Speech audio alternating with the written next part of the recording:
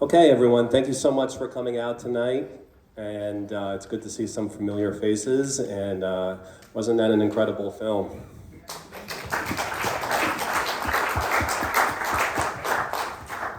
So it's really exciting to have an opportunity to discuss this film. Rather was such an interesting personality, and something that was said near the end of the movie was that journalism is a calling. And I was wondering if the two of you could tell me your thoughts about how journalism is a calling and why Rather is someone that best represents that. Sarah, I'm happy to start that one off if you'd like. All right, I think journalism is a calling, that you get drawn to it. You want to be part of history, you want to share that experience. I found it fascinating the way that it started for him listening to the radio at home and seeing his parents read the newspapers and thinking that was important. It started with me, with my parents reading the newspapers, and also growing up. I sound very British, but I actually spent 3 years growing up in Alabama in the late 1960s. So that bit of history that we saw on film really resonated with me. And I think that sense that even a small backwater like Montgomery, Alabama can become the center of the universe for a while, driven by events, definitely draws you to the excitement of reporting. You want to be there and you want to tell the world what you've seen. And that's motivated me my whole life. I totally understand why Dan Rather believed in the value of going there. It wasn't just luck that meant he was at Tiananmen Square and the others weren't. It was this sense of calling that he had to be there and see things for himself. And I think that's an incredibly important impulse for a number of journalists. It was for Marie Colvin. It's what drew her to Syria and so many conflict zones. And it's been an important factor in my own life. Yeah, I would just say on a personal level, I grew up watching 60 Minutes every Sunday with my parents. And so I've seen Dan Rather on the screen for as long as I can remember. And so I think as somebody who wanted to enter the documentary field, he was a big part of that early formation. And I think anyone who, especially these days, decides to become a reporter, a journalist, it's not for money, it's not for fame, it's for the work that you're doing and the impact that you can have in the communities that you're reporting on. And I think he's an exemplary example of that. When you make a documentary like this, he has such a massive volume of work. And I was wondering how you went about the process of deciding how to tell this story, what to include, what not to include. A lot of trial and error, a lot of things that we wanted to include that we couldn't. I think for us, it was really grounding to speak with Robin and Dan himself on what were sort of the big moments happening in the family and what were your experiences of this like that helped shape the story. I also think it's just a factor of the footage we had and some of the outtakes we found, things that we thought very few people had seen before, that also shaped a few scenes. But I think the biggest thing that we didn't include that I know was very important to Dan and a lot of people remember about his career was his reporting around 9/11. That was just something that it was really hard to let go of, but we felt a lot of journalists had covered that. So it was sort of the one thing we were all really sad to lose, but it's hard to tell a 91-year-old gentleman's career in 95 minutes, so yeah. One of the big things that comes up in the movie is that Dan Rather is accused of being liberal. And people will say that sometimes about the media. I wonder if both of you can speak to the idea that the media is not or is liberal in your opinions, and Dan Rather's role in people forming that opinion sometimes. Okay, I think he was liberal, to be honest. I don't think, he was definitely a truth seeker. And I think one of the sad things that's happened in the news is not that some people are conservative and some people are liberal, but that they've let go of the truth. And that's the big change in my lifetime. I mean, I know a lot of people laugh when Fox say they were fair and balanced, and we look at the career of Roger Ailes. But the truth is, there was a stage where there were 3 big channels controlling the news. They were all presented by 3 white men of similar outlook. And there are a lot of people who did feel underrepresented. I was a journalist in Britain for many years, where in the newspapers, there's a real clash between the liberal media and the conservative media, and we kind of enjoy the sparring that goes with it. And, I think at one stage Fox had more respect for the truth. I mean, it was interesting looking at what undid Dan Rather's career, which was a dispute over whether or not documents were forged, whether they were real. At least there was a debate about whether these documents existed. Now we seem to be living in a sort of fact-free world where you can come up with all the goods on somebody and they can still say, well, that's a lie. I just don't believe you. So we've kind of moved from a world where actually I think it's a good thing to have different viewpoints that people can debate and share and argue over. And, you know, maybe you agree with something said on Fox. Maybe you agree with something said on CBS. Maybe MSNBC News. Let's not forget that cable can be liberal as well as conservative.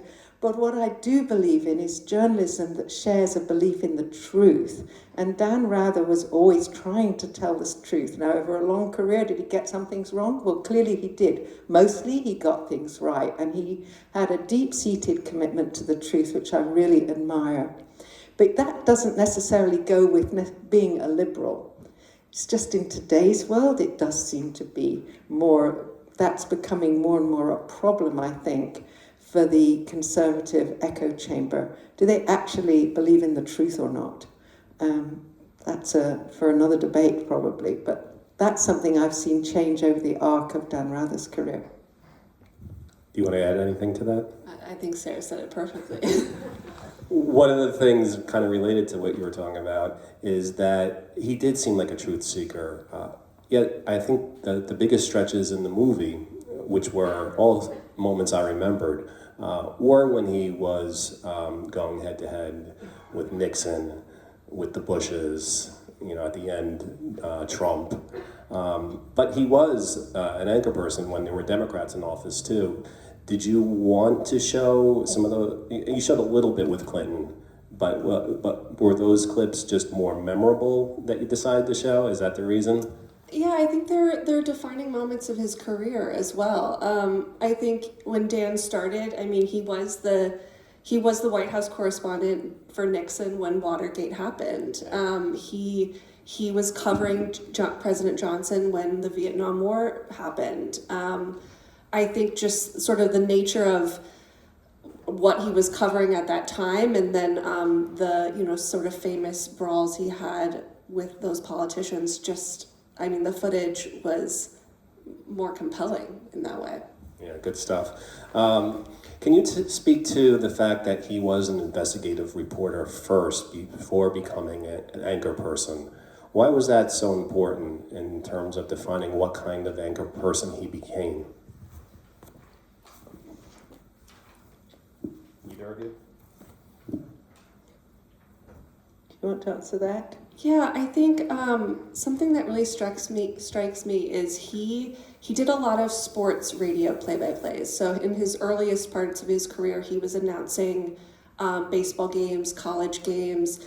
He's a big sports fan. I think sort of the fast-paced nature of that and sort of the jokes and the charisma, I think, comes from those early sports reporting radio days, I think. In terms of the investigative journalism, I mean, he started at a very, very young age, I think, really, really interested in reporting. He started at the local newspaper in Houston, and I know he very quickly got up to the editor-in-chief role there. So I think it was just, he went to school for journalism. It's really all he wanted to do. I think one of the reasons why he's had such a great lasting career is that combination of charisma and that commitment to investigative journalism, because you can have one, you can have the other.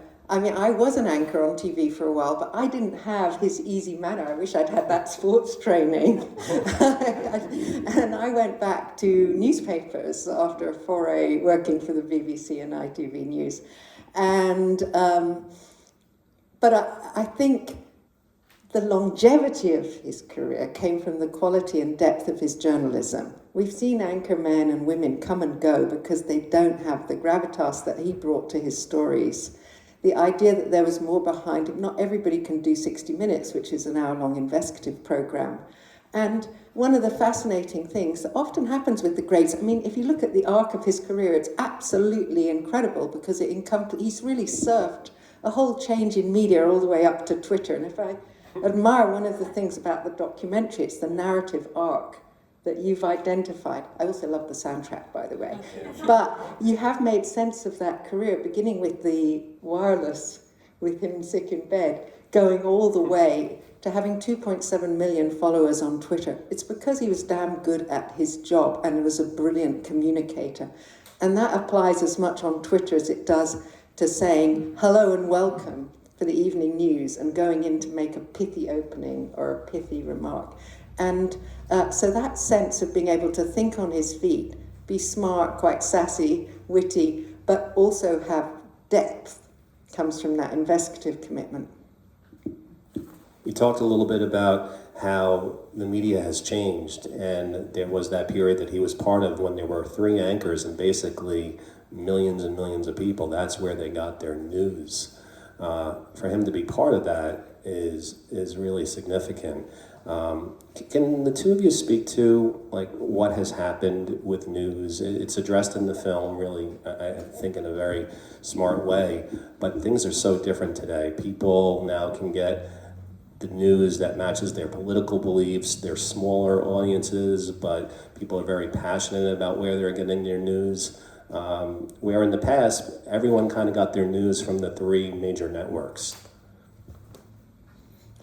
I mean, I think that could be suffocating at times for people. They did want to break out of that enclave. And I mean, one of the things that I would say as a small note of criticism in a documentary that I enjoyed, and I don't think this is by any means the filmmaker's fault, but we were looking at a very male white world there, where the men in suits brought you the truth. They competed with each other.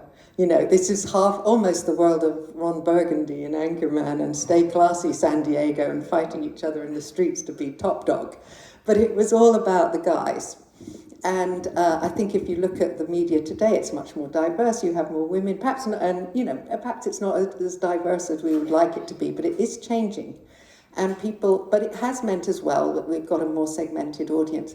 But at the same time, he's such a symbol of everything that's happened on you know, whether you're conservative or liberal. What happened to him foreshadowed, in a sense, what happened to Tucker Carlson, i.e., they got fired by their major news organization and set up on their own and have a lot of following and a lot of admirers in the new media and have created their own brand.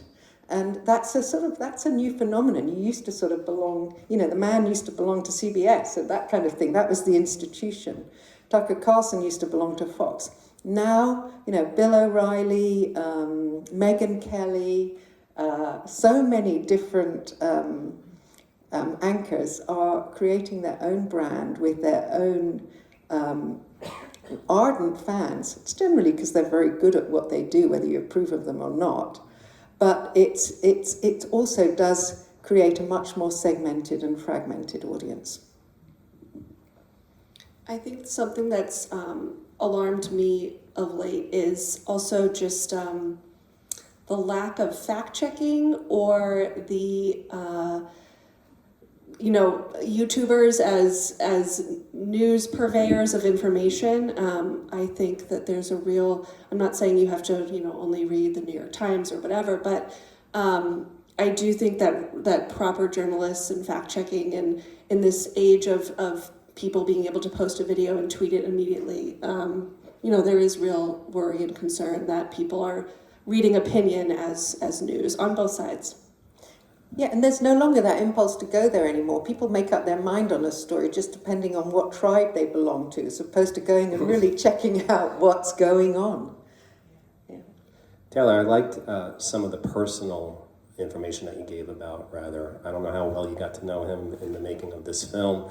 I was wondering if you could speak to some of those things that maybe people don't know as much about in terms of his personal life. For instance, I didn't know that faith was very important to him. Can you speak to that a little bit?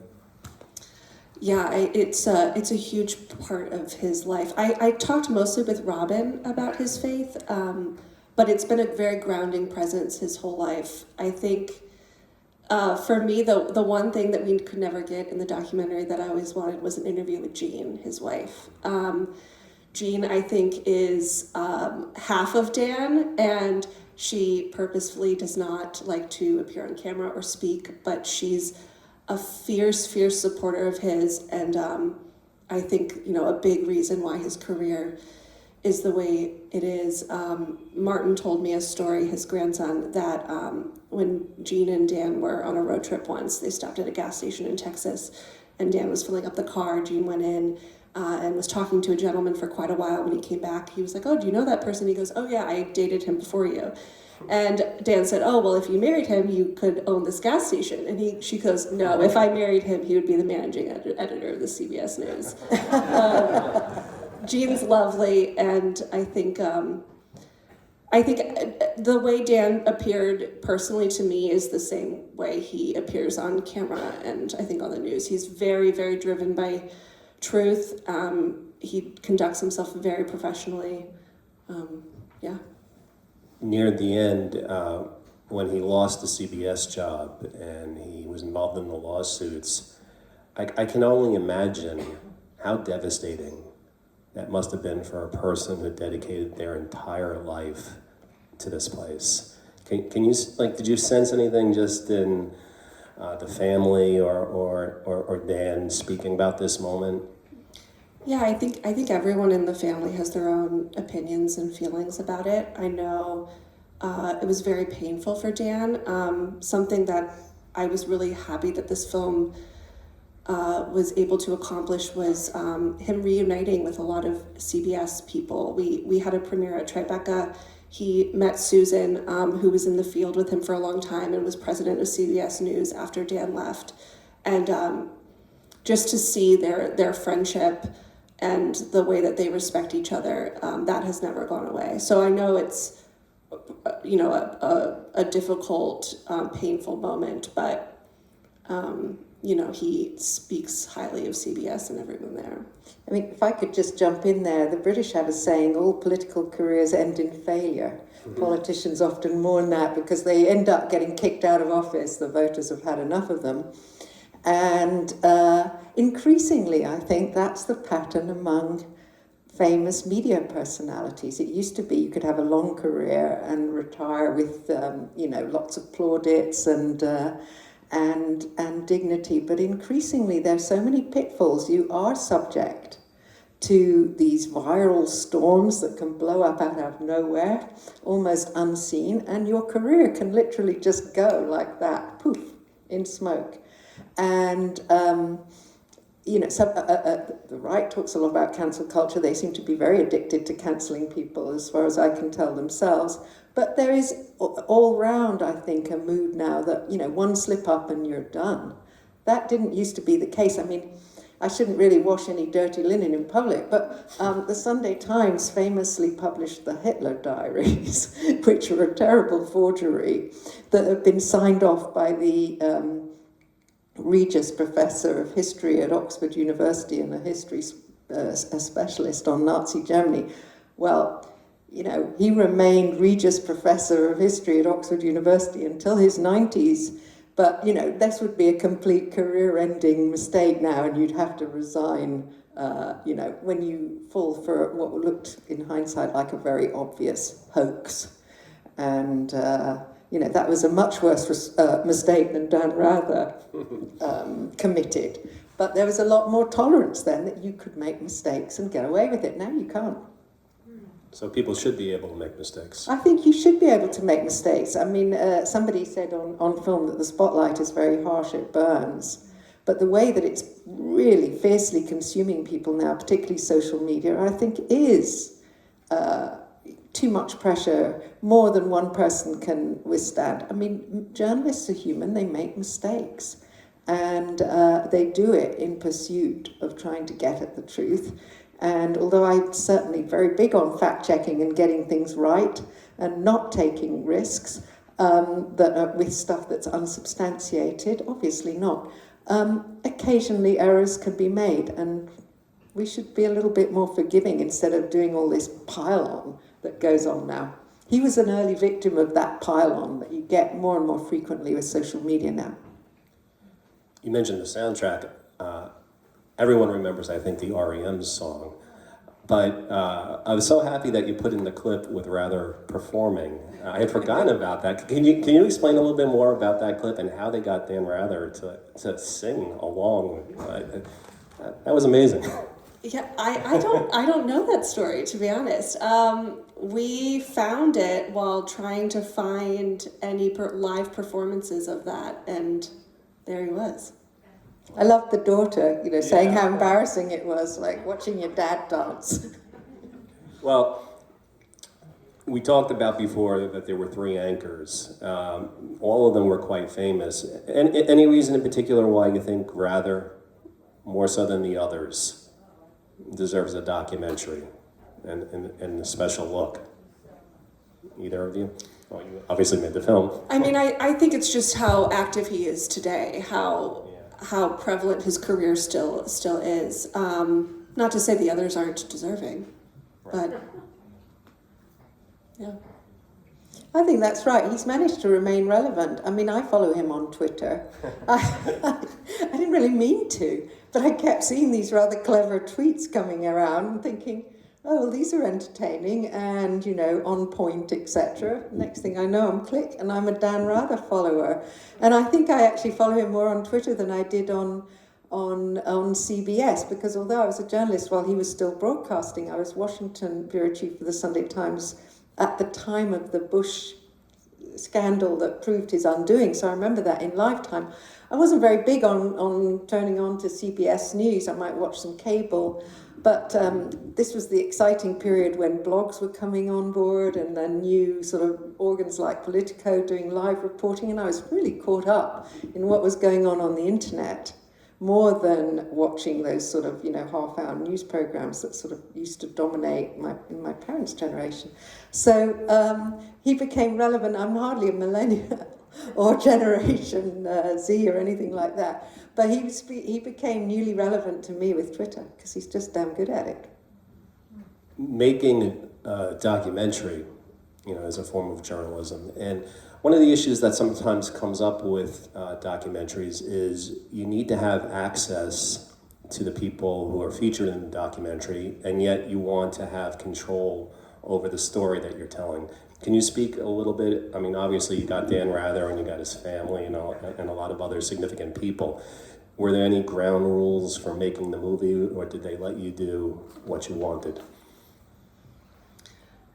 No, I mean, they were very, very open, very generous. I think Dan is a wonderful subject to have as a documentary because he's very committed to the truth. So, I think as sort of standard practice, the subject does not have final cut. So we showed him, I think, one early cut and from like a fact-checking perspective, and then he saw the final one. But he was just very aware. He also very much trusted the director, Frank Marshall, and that relationship helped a lot. But no, Frank had final cut, and I think Dan, did not disagree or push back on that at all.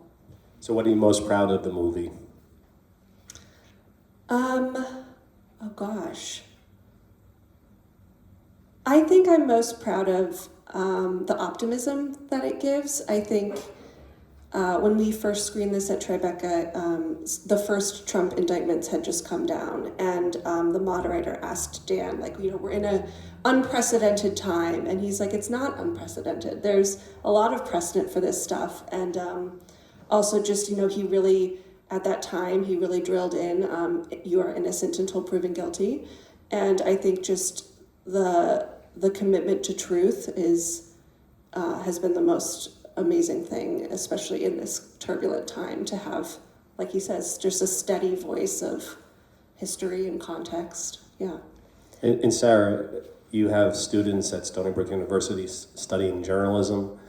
Why would this be an important film for them to see? Well, I think not only is it very inspiring about just how meaningful the profession can be, how important it is to have people who are committed to telling the truth, it also shows that it's a really great profession, that you can really get to see the world and be at historic events, something I love about it. And you can help shape that first draft of history that's important. But the other thing, drawing on what Taylor was saying, is it does put things in perspective. I think that journalists went through a period, partly that sort of post-Watergate, Washington Post, all the president's men and Woodward and Bernstein legends. Journalism went through a period of thinking it was sort of, really, well, that there was no more respected profession. But in fact, to be journalists, you have to have, you have to have a tough nut, you have to be open to criticism, and journalists have always been, there's a reason why they're called the fourth estate. They're watching everybody else, who's the elected politicians, etc. That comes from the French Revolution, when you had the three estates. And people don't like it. They don't like to be watched. They don't like somebody pointing the finger, throwing a spotlight on you. And journalists, it's not we're in an era where I've been to Trump rallies and had people point at the journalists in the pen and say, they're the enemy of the people. But this is not new. And the late 60s, for example, were a very, very contested time. And journalists, I thought it was very moving, actually, to see Andrew Young talk about how journalists were there in the fray along with other, along with the civil rights protesters. We saw Dan Rather got beaten up. It can be a dangerous profession. I think it is a really fulfilling one, so I always encourage my students. I say that you're doing the best possible subject. But I think it's good to know that they're not the first people to encounter these problems, that there's a history, and tough-minded journalists have carried on, committed to their reporting no matter what obstacles are thrown in their way. That's great. So I think there's some people in the audience who might like to ask a few questions.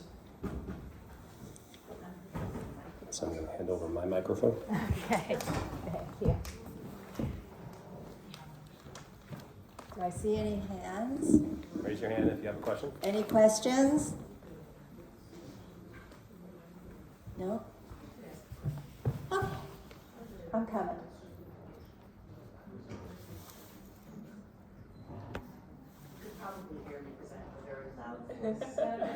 Hi, May. Hold on.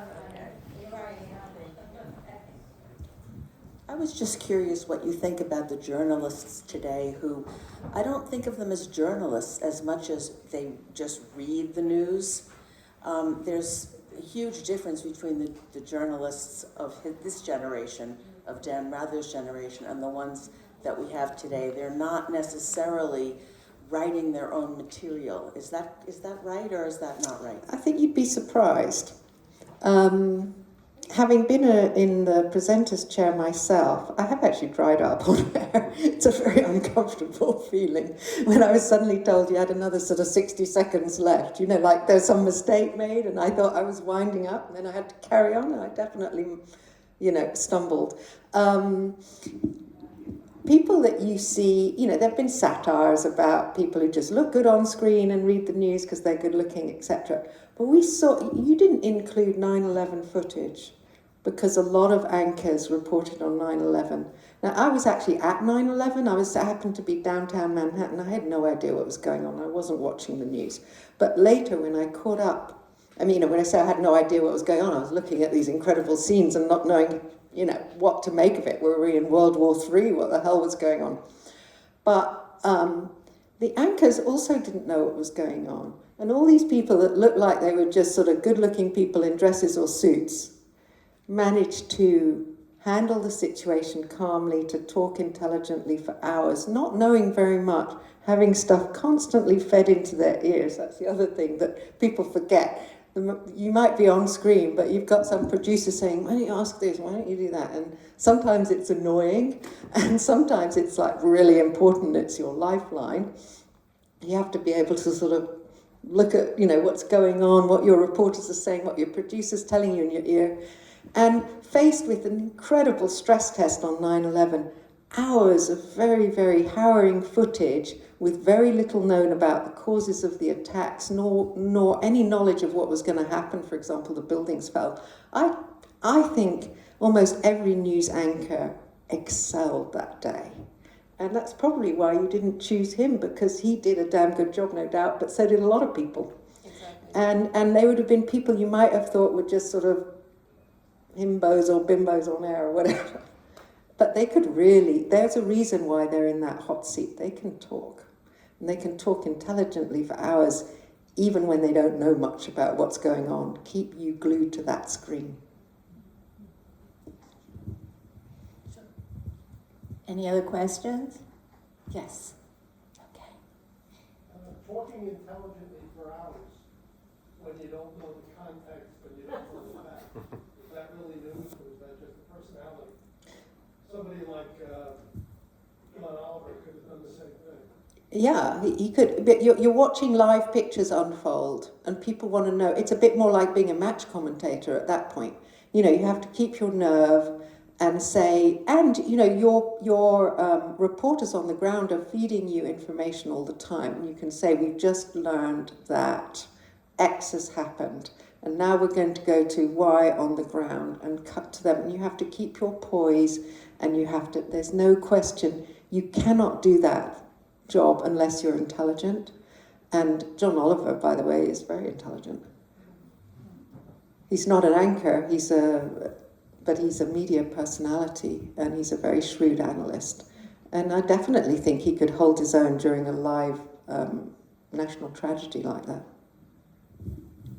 I just had a thought when I was listening to what you were saying about the 9/11 coverage, and not to slight John Oliver, whom I love, but when I think about 9/11 and I think about the coverage, I remember something that Peter Jennings said when he was covering and constantly talking for hours and hours, and he was on air hours and hours, as were all the others. And he said, we just want you to know that we're here. We may not have all the facts, but we're here. And they were literally anchoring us, telling us that we will be constant in this chaos. And I don't think that, I think that's very true specifically for these men at that time, because there was such respect in their legitimacy and what they were telling us, and we knew, even if they don't know, they're with us. And I think that was a vital component socially during that time. Just a thought. Thank you for that comment. Really great. Any other questions? Well, thank you for such a wonderful, wonderful evening. The three of you have just completed the arc. Thank you again. Good night, everyone. Yeah, it's such a pleasure to speak to you. Thank you. So